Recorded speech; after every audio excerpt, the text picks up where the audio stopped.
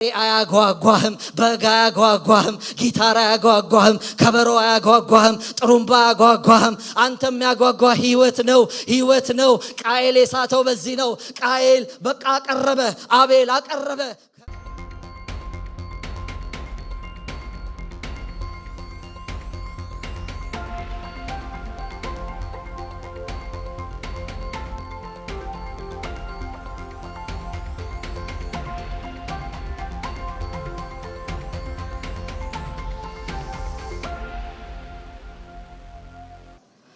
እግዚአብሔር ይመስገን። ዛሬ ለማጠቃለል እሞክራለሁ የጀመርኩትን ትምህርት ያዕቆብ ምዕራፍ 1 ቁጥር 28 ላይ 27 ላይ የእግዚአብሔርን ቃል እየተማርን ያለነው አነብና ከዛ በኋላ እንቀጥላለን። እግዚአብሔር ይመስገን። አንደበቱን ሳይገታ ልቡን እያሳተ እግዚአብሔርን የሚያመልክ የሚመስለው ማንም ቢኖር የእርሱ አምልኮ ከንቱ ነው። ንጹህ የሆነ ነውር የሌለበት አምልኮ በእግዚአብሔር አብ ዘንድ ይህ ነው። ወላጆች የሌላቸውን ልጆች ባልቴቶችንም በመከራቸው መጠየቅ፣ በዓለምም ከሚገኝ እድፍ ሰውነቱን መጠበቅ ነው ይላል። አብረን እናንብበው። መጽሐፍ ቅዱስ የያዛችሁ ሰዎች ቁጥር 27ን አብረን እናነባለን። እስቲ አብረን በል ከኔ በኋላ ንጹህ የሆነ አንድ ላይ እናለን። ንጹህ የሆነ ነውር የሌለበት አምልኮ በእግዚአብሔር አብ ዘንድ ይህ ነው። ወላጆች የሌላቸውን ልጆች ባልቴቶችንም በመከራቸው መጠየቅ። አሜን። በዓለምም ከሚገኝ እድፍ ሰውነትን መጠበቅ ነው። አሜን። እንጸልይ። እግዚአብሔር ሆይ እናመሰግንሃል። ስምህ የተባረከ ይሁን። ስለሰጠህን ጊዜ ስምህ ይባረክ። ጌታ ሆይ ስለ ወንድሞቼ ስለ እህቶቼ ስምህ ይባረክ። ስላገዝከን ስምህ ይባረክ። ስለሰጠህን እድል ጌታ ሆይ እናመሰግንሃለን። እንደገና እየቀሰቀስከን ስላለ ለእውነተኛው አምልኮ እያነሳሳህን ስላለ ስምህ ይባረክ። እግዚአብሔር ሆይ ዝም ብለን በአንደኛው ነገር ብቻ እንዳንቆይ የአምልኮን ስርዓት ምን አንተ የምትወደው ምን እንደሆነ እግዚአብሔር ሆይ እየገለጥክልን ስላለ ስምህ ይባረክ። ዛሬም ጌታ ሆይ ያንተ ዘንድ ያለው መልካም አምልኮ ሌላኛውን ፓርት ዛሬ እንድታስተምረን ልባችን እንዲከፈት በአፌ ቃልን እንድትጨምር በጌታ በኢየሱስ ስም ጸልያለሁ። ከህዝብ ጋር እኔም በመንፈስህ እንድማር ጌታ ሆይ ይሄ የምንማረውን ሁሉ ልናደርገው እንድንችል ጸጋ እንድትሰጠን በጌታ በኢየሱስ ስም ጸልያለሁ። እግዚአብሔር አባታችን ሆይ አንተ መልካም አምላክ ነህ። እንዲህ ነው ምን የምመለከው ያልከውን እንደዛ እንድናመልክህ እርዳን። ራሳችን በፈጠርናቸው ነገሮች ሳይሆን እኔ ዘንድ መልካም የሆነው አምልኮ የሚባለው ነገር ንጹህ የሆነው ነውር የሌለበት አምልኮ ይሄ ነው። በአብ ዘንድ በእግዚአብሔር አብ ዘንድ ይሄ ነው የተባለውን ያን አምልኮ ፊትህ ከዚህ ቀን ጀምሮ እንድናቀርብ እንድትረዳን እንድታግዘን በገባን ነገር እንድናመልክ ደግሞ ያልገባንን ዛሬ እንድትገልጥልን በጌታ በኢየሱስ ውስጣችን ተንቆርቆሮ እንዲገባ እጸልያለሁ። እባክህን ጌታው ልባችንን ክፈትልን። እባክህን ሐሳብህን በመካከላችን አስተላልፍ። እግዚአብሔር ሆይ በኢየሱስ ክርስቶስ ክፉዎች ሁሉ አመፀኞች አጋንንቶች ሐሳባችንን እንዳያስቱ የታሰሩ ይሁኑ። እግዚአብሔር ሆይ ሐሳብን የሚበትኑ እግዚአብሔር እዚህ ሰዎችን አስቀምጠው በሐሳብ የሚወስዱ ክፉዎች በኢየሱስ ስም የታሰሩ ይሁኑ። ስራቸው የፈረሰ ይሁን።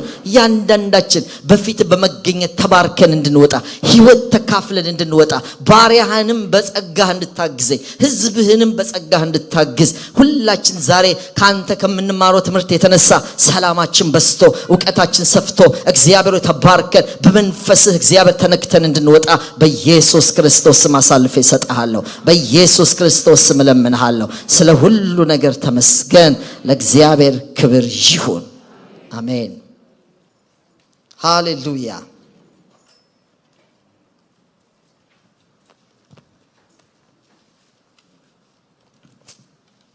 እንግዲህ 3 የአምልኮ አይነቶችን እየተማረን ነበረ። እነሱን ለማጠቃለል ያህል የመጀመሪያው ገና ስንጀምር የዛሬ 3 ሳምንት ታስታውስ እንደሆነ ከዜና መዋዕል ላይ የተነሳ ነው አይደለም? ዜና መዋዕል ታስታውሳላችሁ? እንዴት አምልኮ ኢዮሳፍጥ ከመጣበት ሰራዊት ከመጣበት ክፉ ነገር እንዴት እንዳመለጠ ተነጋግረናል እና የዘመረው መዝሙር ከመዝሙር 136 ላይ ነው ተባብለናል። እንደዛን የመዝሙር አይነቶች ከፊልጵስዩስ ኤፌሶን ላይ ከተጠቀሰው ጠቅሰን 3 አይነት የዝማሬ አይነቶች እንዳሉ አንደኛው በነገራችሁ ላይ መዝሙረ ዳዊት የሚባለው ነገር ሙሉ ስብስቡ እስራኤላውያን ከዛ እንዲዘምሩት ነው። የመዝሙር ስብስብ ነው።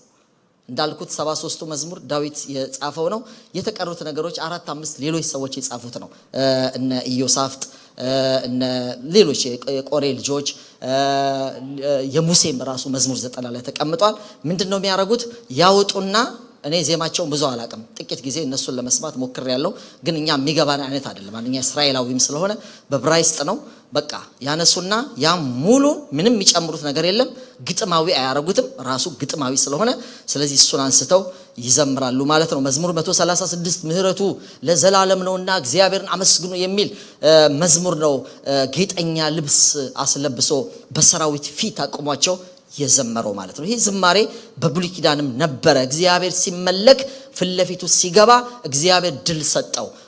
ተጠራርተው የመጡበት አንድ ችግር ብቻ አይደለም፣ 2-3 ችግር ተጠራርተው ነበር የመጣበት። እግዚአብሔር ለዚህ ሰው ለዚህ ለአገር ፕሬዝዳንት ወይም ለዛ ሰዓት ለሰራዊት አለቃ ለነበረው ለኢዮሳፍጥና ለነበሩ ነገዶች እግዚአብሔር ያ የመጣባቸውን ጦር ሁሉ ድብቅ ጦር አስነስቶ አጥፍቶላቸው ከመዝሙር በኋላ ብዝበዛን ያደረጉት እግዚአብሔር በምርኮ ባረካቸው። ክብር ለእግዚአብሔር ይሁን። ስለዚህ መዝሙር ድል አለው፣ አምልኮ ድል አለው እያለን ነው። ከመዝሙረ ዳዊትም እያነበባችሁ መዘመር ትችላላችሁ።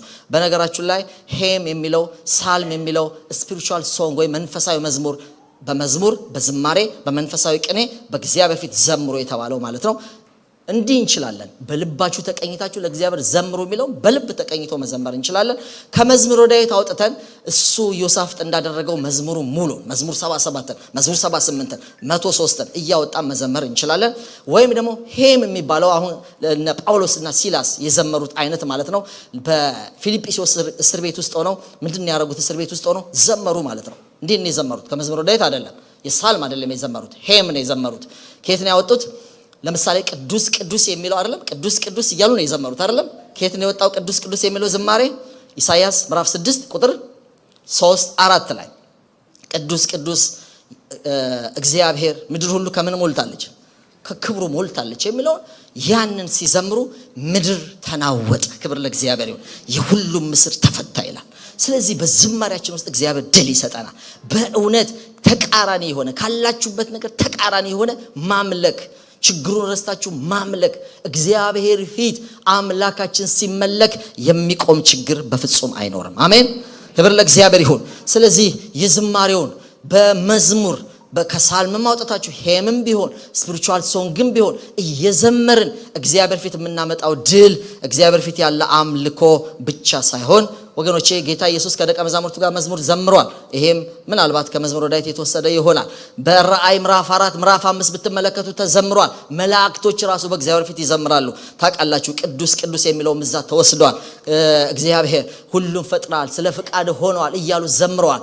አምልኮ ምስጋና ምንላቸው ነገሮች እንደዚህ መክፈል እንችላለን። በዛ መንገድ ሰው የዘመረውንም ራሳችንን በልባችን ተቀኙ ስለተባልን እየተቀኘን በመዝሙር ተባርከናል። ኢትዮጵያውያን እግዚአብሔር የተመሰገነ ይሁን። ብትፈልጉ መዝሙረ ዳዊት አውጣችሁ ብትፈልጉ እነ ሊሊን እነ ዳንኤል አንደ ሚካኤል ከፍታችሁ ከመዝሙሩ ጋር አብሮ ከተነኩ ጋር አብራችሁ የተነካችሁ መዘመር ትችላላችሁ። ለማስታወስ አቤት አቤት አቤት አቤት አቤት አቤት እያልን ነበር አለ መጀመሪያው ሳምንት ላይ። በቃ ማምለክ ነው፣ መወሰር ነው። ችግራችሁ መርሳት ትችላላችሁ። እንደ ኢዮሳፍጥ እግዚአብሔር ድል ይሰጣቸዋል። እንደ ጳውሎስና እንደ ሲላስ የእናንተን እስር ብቻ ሳይሆን ወገኖቼ አብረዋችሁ በዜማ የሚሰሟችሁንም የቤተሰብ የጓደኛን ችግር የከበባችሁን ነገር በሙሉ ድል ይሰጣል።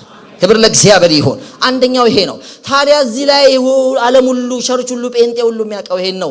በቃ አምልኮ ይባላል እንደፈለግን። ያው በጣም የሚችሉም ሰዎች አሉ፣ ማንችልም ሰዎች አንድ ላይ ተደምረን ድምጽ የሚያምርም ማያምርም ለጌታ ይመቸዋል ብለን እንዘምራለን፣ እናመልካለን። ይሄ ምንም ችግር የለውም። ግን እዚህ ላይ መቆሙ ነው ስህተቱ። ለካ አምልኮ ሌላም አለ። አምልኮ መዘመር ብቻ አይደለም። አምልኮ ዝም ብሎ ቅኔዎችን መደርደር፣ ሶስቱንም አይነት ከመዝሙረ ዳዊትም መውሰድ፣ በልብም መቀኘት፣ ወይም ደግሞ እንደዚህ በኦርጋናይዜሽን የተሰሩትን እንደ ስብሐት ለአምላክ የመሰሉ የነገርኳቸውን ከአጀንዳ አውጥቶ ገጽ 50 አውጥቶ ብሎ አንድ ላይ መዘመር ብቻ አይደለም። ለካሱ ብቻ አይደለም። እግዚአብሔር ደስ የሚሰኝበት ሌላም አምልኮ አለ ብለን ጀምረናል። የቱ? ሁለቱ አምልኮ በያዕቆብ ላይ። ምክንያቱም ያዕቆብ የተግባር መጽሐፍ ስለሆነ ያቺ የዝማሬዋን አላካተተም። ስለሌላ አይደለም፣ የዝማሬዋን አላካተተም። ራሱ ያዕቆብ የተግባር መጽሐፍ ነው። እምነትን በስራ የመተግበር መጽሐፍ ስለሆነ ተግባርን አነሳ። እግዚአብሔር ደስ የሚለው ንጹህ የሆነ ነውር የሌለበት አምልኮ አለ። የዛሬ ርዕሳችን ነውር የሌለበት አምልኮ ነው። ባለፈው ንጹህ የሆነ አምልኮ ብለን ጀምረናል። እግዚአብሔር የተመሰገነ ይሁን። ነውር የሌለበት አምልኮ እንደዚህ ነው። ወላጆች የሌላቸው ልጆች ባልቴቶችን በመከራቸው መጠየቅ ብሎ ደግሞ ላስት ዊክ ተማረን። እግዚአብሔር ይመስገን። ለካ ያ ካህኑን አስተዋውሳቸዋል፣ ሌዋዊውን አስተዋውሳቸዋል። ሊያመልኩ ነው። ይሄን ቅዳሴ ሰዓት ረፈደብኝ ብለው ነው ይሄድ የነበሩት። አይታቸዋል። አዩት። የወደቀ ሰው ነበር። ከእስራኤል ከኢየሩሳሌም ወደ ኢያሪኮ ሲሄድ መንገድ ላይ የወደቀ ሰው ነበር አይደለም? ያ በቃ ድንገት መንገድ ላይ ወደቀ፣ ድንገት የተደበደበ፣ ድንገት ልብሱን የገፈፉት፣ ድንገት አቅም ያጣ ሰው ነበር። እሱን አየውና ካህኑ ገለል ብሎ አለፈ። ይሄኔ ሰዓቱን 10 ነው የሚያየው። ምንድነው ሲባል ረፍዶበት ነው። ቅዳሴ ረፍዶበት ሄዶ ሊያጥን ለጌታ ታቦቱ ስር ሊሰግድ። ወገኖቼ እግዚአብሔርን ኦሬዲ አምልኮ ንቆ ነው ሄደው። አምልኮ እዚህ ጋር ነበር ነው የሚለው ያዕቆብ ወላጆች የሌላቸው ልጆች ሳትረዳ ይወላችሁ ባልቴቶችን መከታዋ የሆነ የበር እንትን የሚባለውን መዝጊያ የሚባለውን በቃ ያቺ አዳርለት ስነግራቸው ነበር። ባሌ ባሪያ ሞቷል ብላ ባለዳ የከበባት ሴት ነበረች። ኤልሳ ጋር ሄደች። አይታችኋል። ባሌ ባሪያ እግዚአብሔርን ይፈራ ነበር አለች። ያመልክ ነበር ታውቃለህ። እሱ ሲሞቴው ባለዳ በሬን እየቆረቆረ ነው። ወደ አንተ የመጣሁት ለዚህ ነው። እኔ ልጆቼ ከኔ እንዲሄዱ አልፈልግም ብላ የዘንድሮ ቸርችንም ሁሉ ይወክላል ወገኖቼ። ስለዚህ ወገኖቼ እውነተኛ አምልኮ የሚያመልክ ሰው እንደዚህ ባልቴቶች የሆኑ መከታቸው ያጡ ሰዎች ጎን መቆም ነው። እዚህ ሳትቆም እዚህ ጋር ልትሰግድ አትችልም ነው። ሁለተኛው ጠለቅ ያለው አምልኮ ይሄ ነው። የተግባባን ነው። ያዕቆብ ይሄን ነው የሚለው። ያዕቆብ እዚህ ጋር ሳትረዳ እዚህ ጋር ኪስን ሳይነካ ልብህ ጋር ያለው ነገር ሳይነካ በፍጹም በዝማሬ ብቻ ልታስደሰው አትችልም ነው። ያኛው አምልኮ አይደለም አላለም። በጣም ድል የሚያመጣ አምልኮ ነው ተባብለናል። ግን እዚህ ጋር ባልቴቷን መርዳት አለብህ ነው የሚለው። እዚህ ጋር ወላጆች የሌላቸው ጎን መቆም አለብህ ነው የሚለው። እነሱ መርዳት ነው ንጹህ የሆነ ነውር የሌለበት አምልኮ ይላል። ይሄን ሰፊ ሄደንበታል። ታዲያ ማን አመለከው? ካህኑ ትቶ ሄዶ ሌዋዊ ትቶ ሄዶ ማን አመለከው ስንል ያ ሳምራዊ ሰው አመለከ። እግዚአብሔርን አስደሰተ። አንተም እንዲህ ሄደ አድርግ ነው ያለው። የመጨረሻው መልእክት እሱ ነው። ሉቃስ 10 ቁጥር 38 ላይ ወገኖቼ ምንድነው ያደረገው? ያለውን ዘይት አፈሰሰ ቁስሉ ላይ። አየው ቁስል ላይ ዘይት ፈሶ ጂቪ ምንም ቀብታጆ ካልታሰረ ስለማይሆን ጨርቁን ደግሞ ይጠይቅ ነበር። ሲያይ ደግሞ ጨርቅ አለው፣ በጨርቅ አሰረው። ከዛስ እዚህ ጋር አዋራ ላይ ይሄን ተደርጎ አዋራ ላይ መተው ጥሩ አይደለም። እስቲ ላንሳው አለና በምን ብለናል? ቴስላ ብለናል። ቴስላ በሉ እስቲ። በሷ በአህያው አሳፍሮ ወዴት ወሰደው? ወደ እንግዶች ማደሪያ ተባብለናል። እንግዶች ማደሪያ ወሰደው። እዛ ደግሞ ከፈለለት ዲናር። ኪስ ውስጥ የተሰጠው ገንዘብ ትውልድ ለማንሳት ነው። እግዚአብሔር ይመስገን፣ ለሌላ አይደለም። ታውቃላችሁ በዚህ ዓለም ገንዘብ ወዳጆችን ለራሳችሁ አትርፉ ነው እግዚአብሔር ቃል የሚለው። እስቲ አሜን አሜን አሜን። ገንዘብ ወዳጅ ማትረፊያ ነው። ብዙ ሰው ገፍቶ ገንዘብ ያጠራቅማል። በጣም ነውር በሉ እስቲ ነውር በሉ። በጣም ሰው ገፍተ። ምክንያቱም የገንዘብ ሚስጥሩ ራሱ በዚህ ዓለም ገንዘብ ወዳጆችን ለራሳቸው አትርፉ ነው የሚለው። ገንዘብ ራሱ ሰው ማትረፊያ ነው እንጂ ሰው ገፍተክ የተሰጠው ዓላማ እሱ ነው። ሰው ገፍተክ ገንዘብ ማጠራቀም ትክክል አይደለም። አንደኛ ጢሞቴዎስ ምዕራፍ 6 ብታነቡ ደስ ይለኛል። ስለዚህ ዲናሩን ከፈለ። አሁንስ 2 ቀን ጠበቀውና ከዚህም በኋላ የምትከስረው ካለ እኔ ስመጣ ደግሞ ከፍላለሁ አለው። እግዚአብሔር ይመስገን። ያ ሰው እስኪነሳ ድረስ ጠበቀው። ይሄው ነው። ይሄን አምልኮ እነዛ ሁለቱ ግን ትተው ነው ሄዱት። ይሄ ነበር አምልኮ፣ ይሄ ነበር እግዚአብሔር የሚያስደስተው። ይሄ ነው ያዕቆብ እየሞገተን ያለው። ያዕቆብ የአዲስ ኪዳን ሰው ነው። የአዲስ ኪዳን ጸሐፊ ነው። አዲስ ኪዳን ላይ ተጠቀሰ ጥቅስ ነው። አዲስ ኪዳን መዘመር ብቻ አይደለም። መዘመር አንዱ ነገር ነው እንጂ አምልኮ በባልቴቶች ጎን መቆም ነው። አምልኮ ወላጆች የሌላቸው ልጆች በገንዘባችን መርዳት ነው። መጠቆም አይደለም። ሆለስቲክ ይርዷችሁ ብሎ ስልክ መስጠት አይደለም። ራስክ 50 ብር 100 ብር መስጠት። እስቲ አሜን አሜን አሜን ሃሌሉያ። እሱ እንድትለማመዱ። ይሄን ካላረጋችሁ ወቀሳ አለ ማለት ነው። ወቀሳ አለ። አንድ ወዳጄ ይሄን ትምህርት ከተማረ በኋላ ወደ ኒውዮርክ ለጉዳይ ይሄድኩ ነበር አለ። ከዛ ሆኖ ደወለልኝ። በጣም ነው የፈተነኝ አለ። ትምህርትህ መጣብኛል። ምክንያቱም ወደ ዴልዌር አካባቢ ለሻይ ለጋዝ ቆምኩና እዛው ቆምኩበት ጎማ የፈነዳባት አንድ ፈረንጅ ወደኔ መጣቻል እና እንዴልተው አለ የሁዱ ትምህርት እዚህ አንገቴ ጋር መጣለ እንዴ ይምጣባችሁ እንጂ ይምጣባችሁ ይተናነቃችሁ ይሄን አልፎ እንደገና ኒውዮርክ ማስቀደስ የሚባል ታሪክ የለም መርዳት አለበት እና ታይም የሚጠይቅ ስለሆነ እኔ ወርጄ ጎማሽ ምን ባስተካክል ደስ ይለኛል ታይም የለም አትሊስት በዚህ አድርጊ ብዬ ያን አረኳ አለ እግዚአብሔር ይመስገን ይሄ ነው በቃ አዲስ ልደት ማድረግ ያለባችሁ ይሄ ነው ዝም ብሎ መዘመር ብቻ አይደል ይሄ እና እኛን የሚጠይቀውን ነገር እግዚአብሔር አብ ደስ ይሰኝበታል የተባለውን ነገር ማድረግ ነው ቶሎ ብዬ ሶስተኛው ነው የመጨረሻው ልናገር ሌላውስ መስዋዕት ብቻ ነው ይሄ መስጠት ብቻ ነው አይደለም ይላል በጣም ጎበዞች አሉ እኮ እናንተ እስከ 100,000 ብር በቃ ዘርዝረው 2 ብር ዘርዝረው ለ10 የኔ ቤት መስጠት አይደለም ይላችሁ 100,000 200,000 ዝም ብሎ አካውንት የሚጭኑ አሉ ግን ሰውነታቸውን ከዓለም ድፍ ያልጠበቁ ዛሬ ቻሌንጂንጉ ሶስተኛው እሱ ነው ወላጆች የሌላቸው ልጆች ባልቴቶችን በመከራቸው መጠየቅ ይልና በዓለም ከሚገኝ እድፍ ሰውነትን መጠበቅ አሜን እሱ ለካ አምልኮ ነው ሰውነትን ከዓለም እድፍ ምን ማለት መጠበቅ አምልኮ ነው ያመለኩ ነው ሰውነታቸውን ከዓለም እድፍ የሚጠብቁ ሰዎች በጣም ያመለኩት ነው ለምን ምንም ግልጽ ብላክ ኤንድ ዋይት የተቀመጠ ነገር በእግዚአብሔር አብ ዘንድ ነውር የሌለበት አምልኮ ይሄ ነው ይልና ሰውነትን ከዓለም እድፍ መጠበቅ ይላል በቃ ስለዚህ መቀደስ አምልኮ ነው እግዚአብሔር ይባረክ ነውር የሌለበት አምልኮ ነው አምስቱ መስዋዕትን በነገርኳችሁ ጊዜ 5 ታዋቂ የብሉይ ኪዳን መስዋዕቶች ብዬ በነገርኳችሁ ጊዜ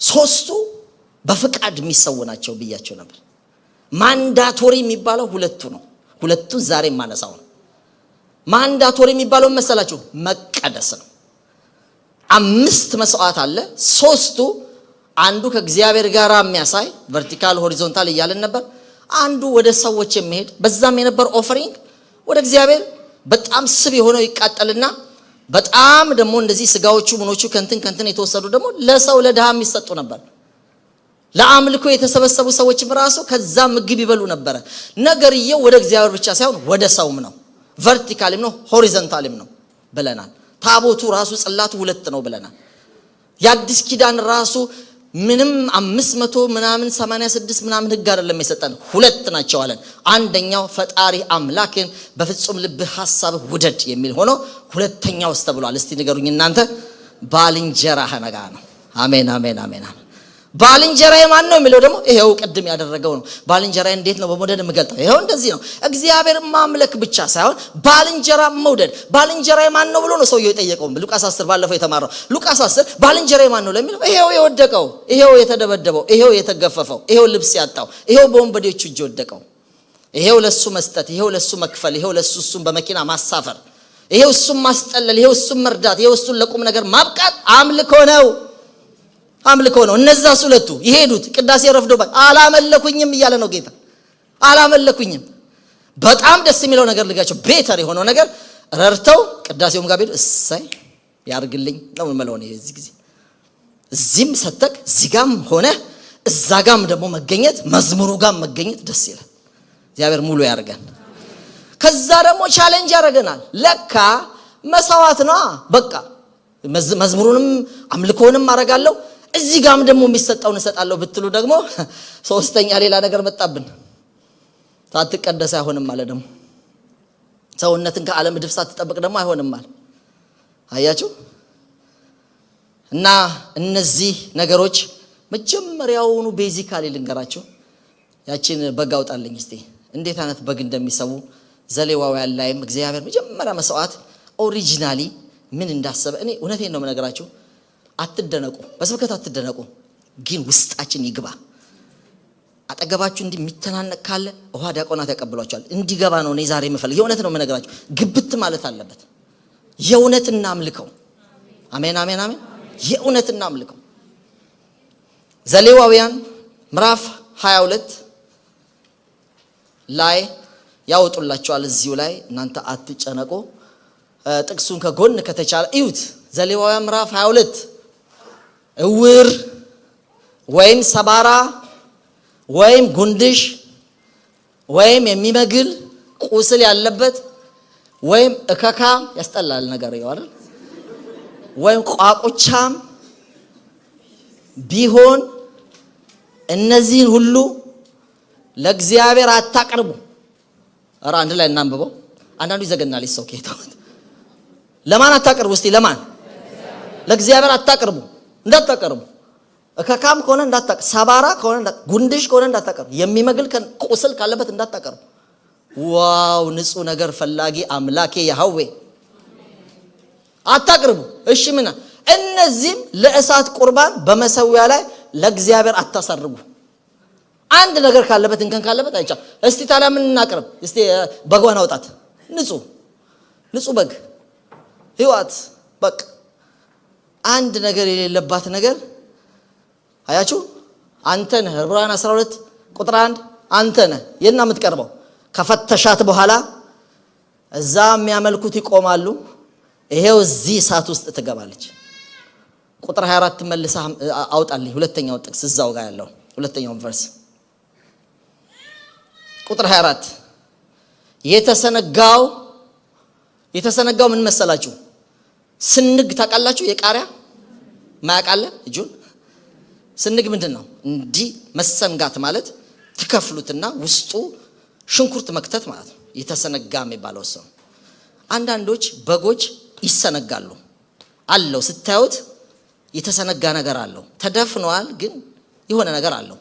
የተሰነጋ ወይም ምን ያለ የተቀጠቀጠ ወይም የተሰበረ ወይም የተቆረጠ ለእግዚአብሔር አታቅርቡ። በምድራችሁም እነዚህን አትሰው። ነውር ነው። ይሄ ነው ኦሪጂናሊ ቅድስ ያለ ንጽት ያለ ይሄ ነበር የሚቀርብለት። ከተሰነጋ አይቀበልም ነበር። ከተቆረጠ አይቀበልም ነበር።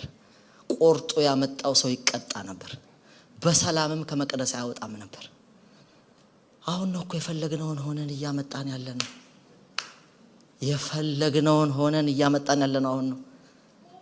ሌላ እግዚአብሔር ተቀይሯል። ከሆነ ጊዜ በኋላ በቮት የወጣ እግዚአብሔር አለ ወይስ the same God ነው? same God ንጹህ ነገር የሚፈልግ። በነገራችሁ ላይ መቅደስ ውስጥ ያሉ ዕቃዎች በሙሉ ይቀደሱ ነበር።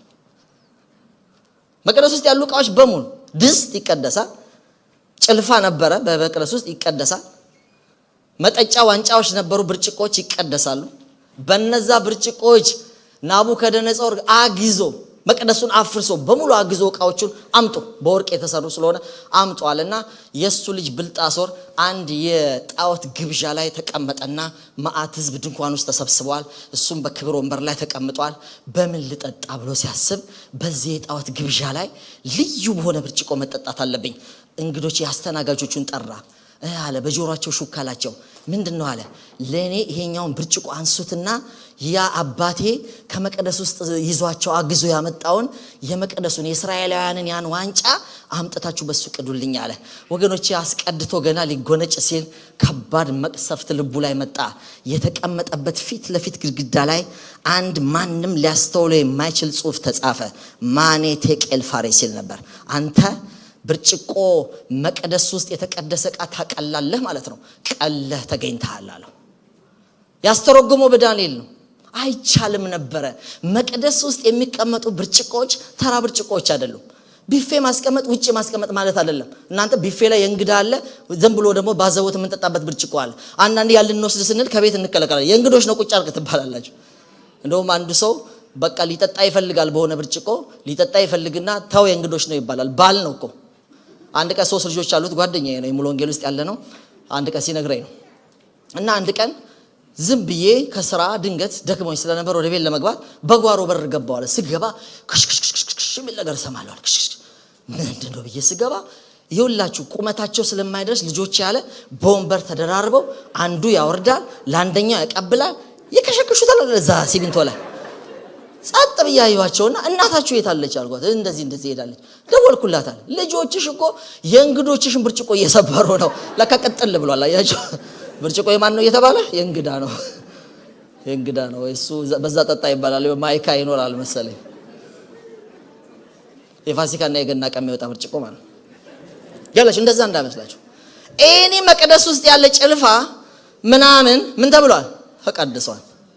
ጥሩምባስ ምን ብሏል? እና ምን እንዳለ ጌታ ምን አለ? ጥሩምባው ለግራጁዌሽን አይሆንም ተቀድሷል። ልጁ ተመረቀች። ከዛ በደስታ ፌሽታ ሊነፋ ይሄማ በጥሩምባ ነው ሲል ልቡን መታው። ዳዊት ልቡን መታው እንደሚል ኖ ጥሩምባ ተቀድሷል። ሴሪየስ እግዚአብሔር ይባርክ። ወገኖቼ አይቻልም ነበር በብርጭቆ መጠጣት። አወጣበት። ማኔቴ ቄልፋሬስ ቀለ ተገኝታል። ልንገራችሁ ዳዊት አንድ ቀን ራበው እና ደግሞ ስደትም ስለነበረበት ወደ መቅደስ ሄደ። ካህኑን አገኘው አብያታርን። ምን አለ አለው መቅደስ ውስጥ ከተቀደሱ ብቻ እንጀራ አለ። ዝም ብሎ ይበላል አይበላም።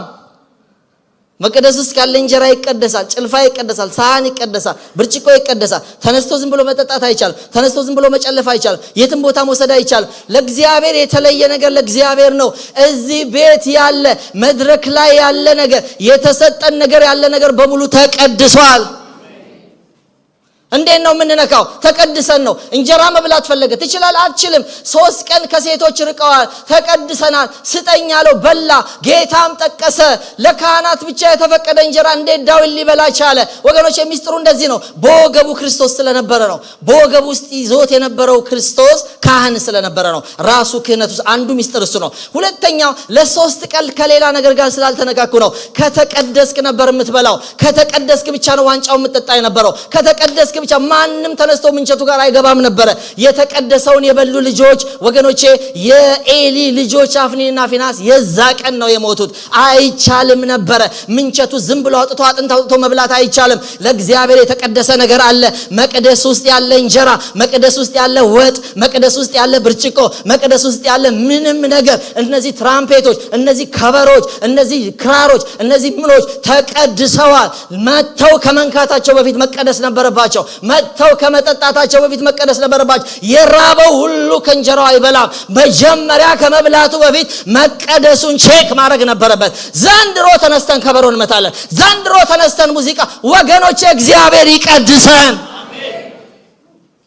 አልተመለከም። እግዚአብሔር የትኛውን አምልኮ ነው የተመለከው? የመዝሙሩ ነው የተመለከው። ሁለቱ እስካሁን አልተመለከም። አብ የሚደሰትበት አምልኮ ይሄ ነበረ። ወላጆች የሌላቸው ልጆች ጋር መቆም ነበረ። ባልቴቶች ጋር በጎን መቆም ነበረ። ሶስተኛውስ ከዓለም ድፍ ሰውነትን መጠበቅ የተለየ ነው። ኪቦርዱን ከመምታት በፊት የተለየ ነው። እዚህ ጋር ይሄ ማይክ ከመያዝ በፊት መቀደስን ቼክ ማድረግ የተለመደ ነው። ያ እግዚአብሔር ዛሬም ቅድስናን ይወዳል። ነግሮናል። ቅድስና ይወዳል ወይ? ዘንድሮ ተተዋል? ኧረ አልተተወም።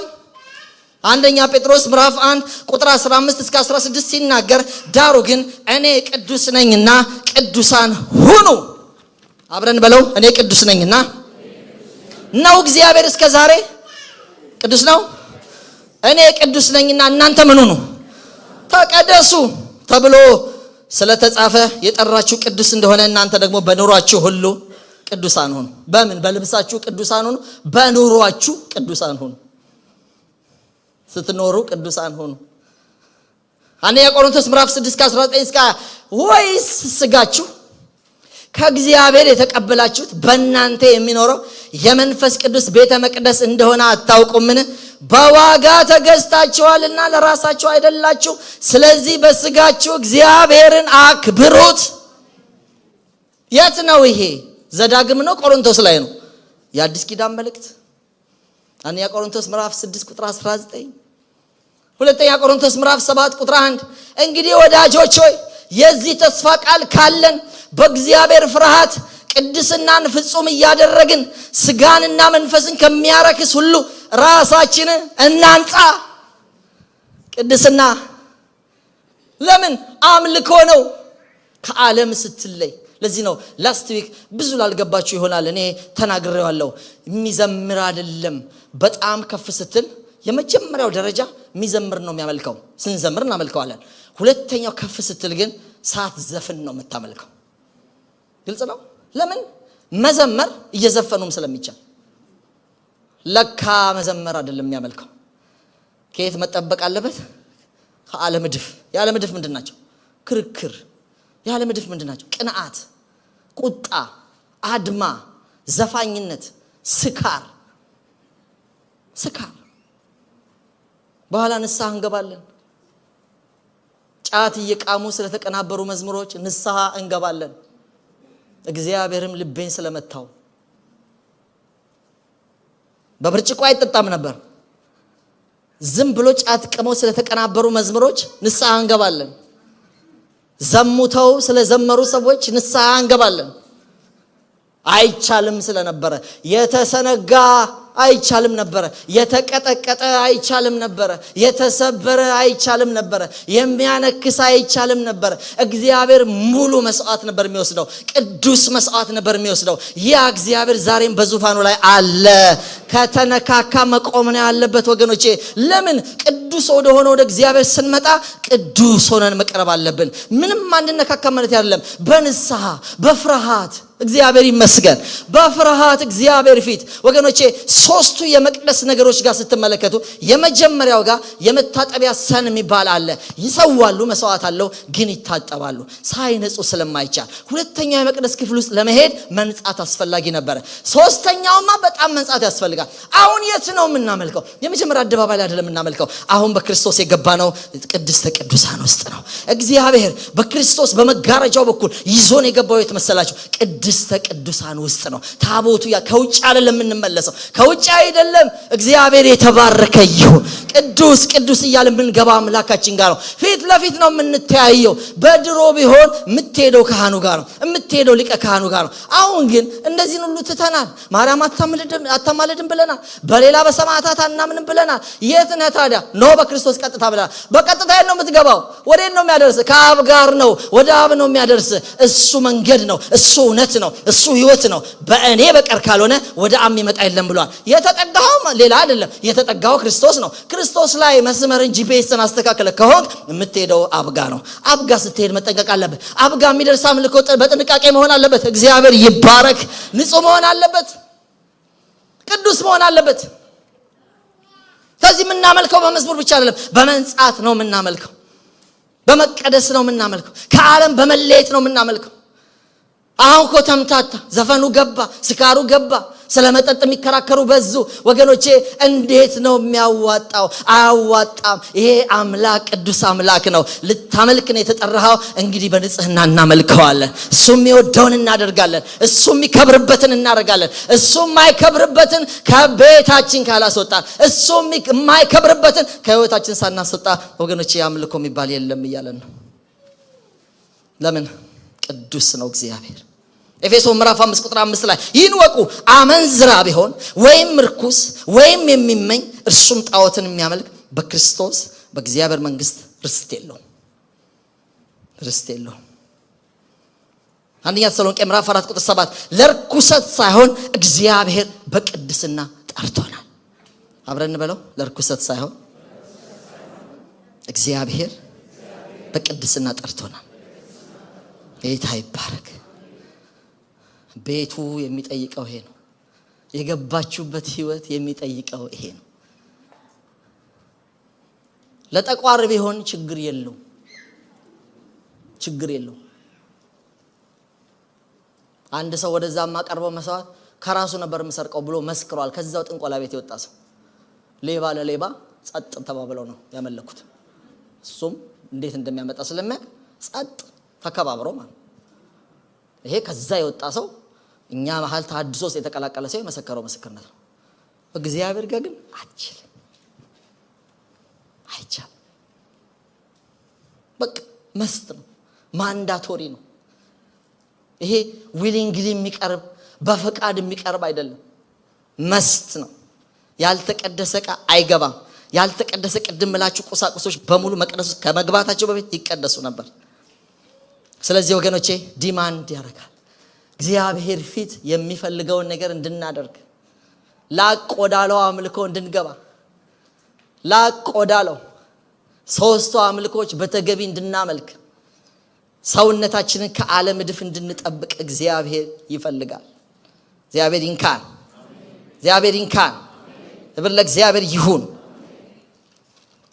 ወገኖቼ እንዴት ነበረ በብሉይ ኪዳን ዳዊት ያለውን መዝሙር 51 ላይ ላንብብላችሁ። ሰፊ ነው። ከዛ አንድ ነገር ይገባናል። መዝሙር በቅንፍ 51 ማለት ነው። 51 እንግሊዘኛው የምታነቡ ሰዎች ቀጥታ 51 በሚለው መሄድ ትችላላችሁ። መዝሙር 51 እንዲህ ይላል። ከላይ ርዕስ የምታነቡ ሰዎች እዩት ርዕሱን። ለመዘምራን አለቃ ወደ ቤርሳቤ በገባ ጊዜ ከገባ በኋላ የመዝሙር ነብዩ ናታን ወደ እርሱ በመጣ ጊዜ የዳዊት መዝሙር ይላል። መዝሙሩ የተዘመረው ወቅቱ ታውቋል። መቼ ነው ይላል? ቤርሳቤ ሄጋ እሱ ገብቶ አይደል ለመዘምራን አለቃ ወደ ቤርሳቤ በገባ ጊዜ ከገባ በኋላ ነብዩ ናታን ወደ እርሱ በመጣ ጊዜ የዳዊት መዝሙር ነው የሚለው። ይኸውላችሁ እቺን ታሪክ ልንገራችሁና ወደ መዝሙሩ እንሄዳለን። መቼ ነው የዘመራት?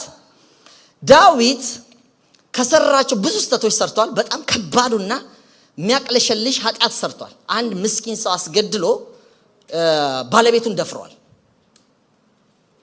ቤርሳቤ የምትባል ነች። እንደምታውቁት ከጦርነት ቀርቶ ነው ሰገነት ላይ የተመላለሰ እርቃኗን አያት።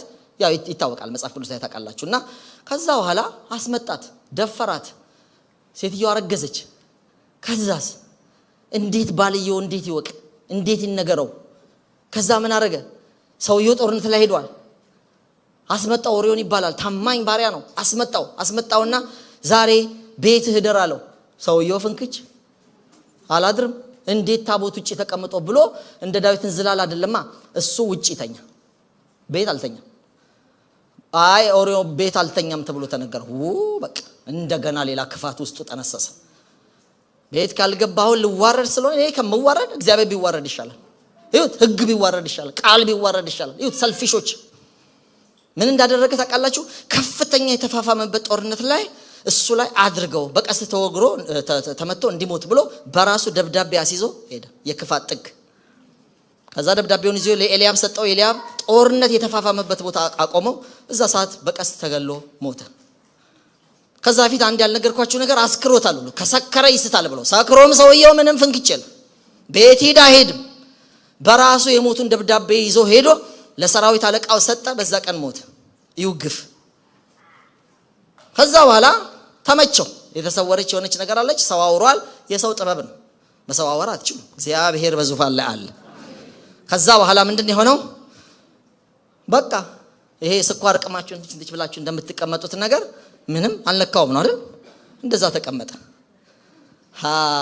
አይኑ በምድር ላይ ሁሉ የሆነ አምላክ መጣለታ። ናታን የሚባል ነብይ ነበር። ነብዩ ናታን ወደሱ በመጣ ጊዜ ብለን ይሄንን መጣ።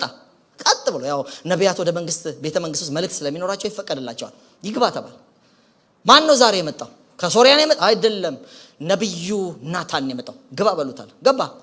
ወገኖቼ ወንበሩ የንግስና ወንበር ላይ ነው። ማንም ሰው የሚያስተናግደው እዚህም ቢሆን ፕሬዝዳንቶች እንትናቸው ላይ ነው። ማንም እንግዳ ቢመጣ ተቀመጠ። ራሱ የለበሰው ልብስ ያስፈራል። ዙፋኑ ያስፈራል። የዳዊት ዙፋን ደግሞ ከባድ ነው። ራሱ የተቀመጠባቸው የተሳሉ ስዕሎች አንዳንዴ በጉብኝት አይተነዋል። በጣም ያስፈራል። ራሱ ዳዊት ያስፈራል። ወገኖቼ ይሄ ሰው ግን አልፈራው። ፊት ለፊት ሄደ። አንድ ምሳሌ ወደ አንተ የመጣውበትን አንድ ምሳሌ ነገረው። እዚህ አገራችን ላይ አንድ ሀብታም አለ፣ አንድ ደግሞ ምስኪን ድሃ አለ። አንድ ጊደር ብቻ ያለችው። ይሄ ሀብታም ደግሞ ብዙ ከብቶች አሉት። እንግዳ መጣበት። እንግዳ ሲመጣበት የቱን ልረድ ብሎ ከመንጋው መሃል ሲያይ ሳሳ።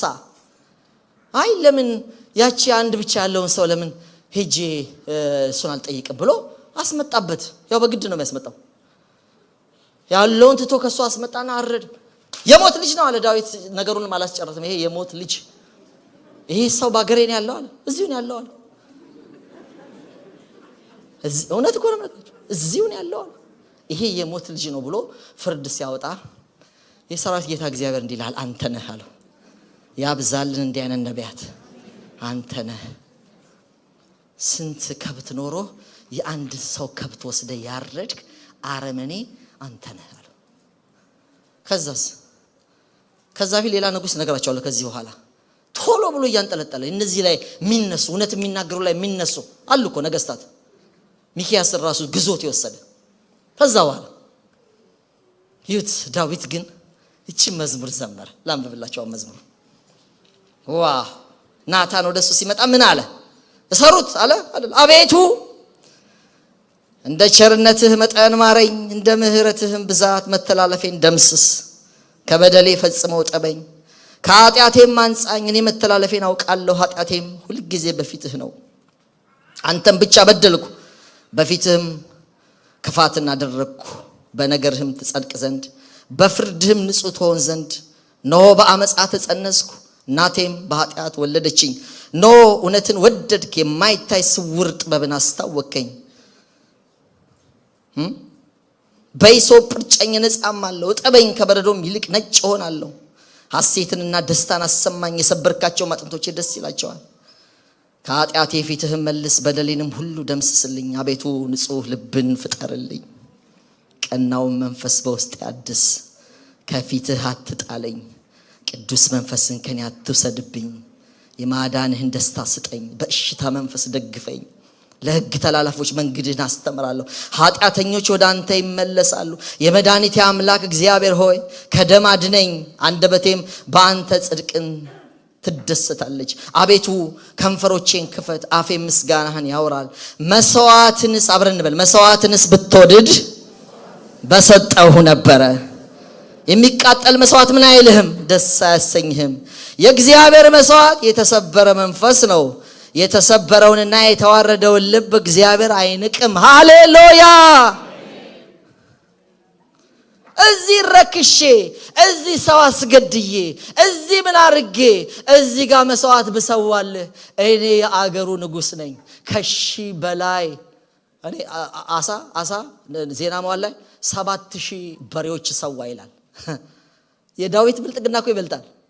በሚሊዮን የሚቆጠር ከብት አርድልህ ነበረ። መስዋዕት ደስ አያሰኝህም። የሚቃጠል መስዋዕት አያረካህም። ያንተ መስዋዕት የተሰበረ ልብ ነው። ከልብሴ በፊት ልቤን እቀዳለሁ። ሳልቀደስ አልሰዋም። ሳልቀደስ ዕጣን ጋር አልቆምም። ሳልቀደስ ከበሮ አልይዝም። ሳልቀደስ ጊታሩን አልይዝም። መጀመሪያ አንተ የሚያስደስት ጊታሩ አይደለም፣ የሚያስደስት መጀመሪያ ዝማሬው አይደለም።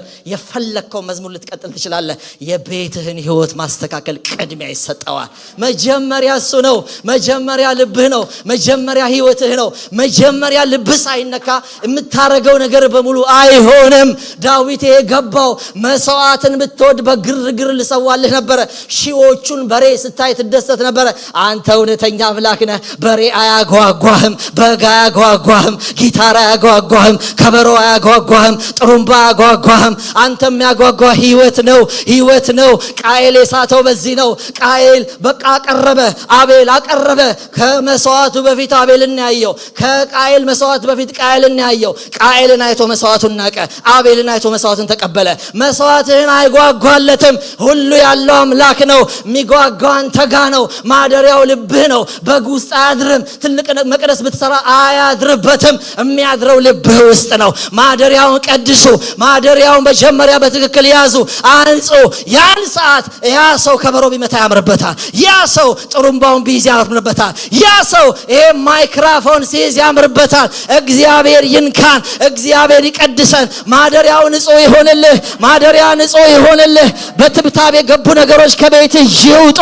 በቅራቅንቦ አንተ ቅዱስ ሆነ ሳለ ጫት እየተቃመ የተዘመረ፣ ጫት እየተቃመ የተቀነባበረ ጌታ ሆይ ከዓለም ጋር የደበላለቁብህን ሰዎች ወንድሞቻችንን ይቅር በላቸው፣ ይቅር በላቸው። ተንበርክከን ተነስተን እንጸልያለን።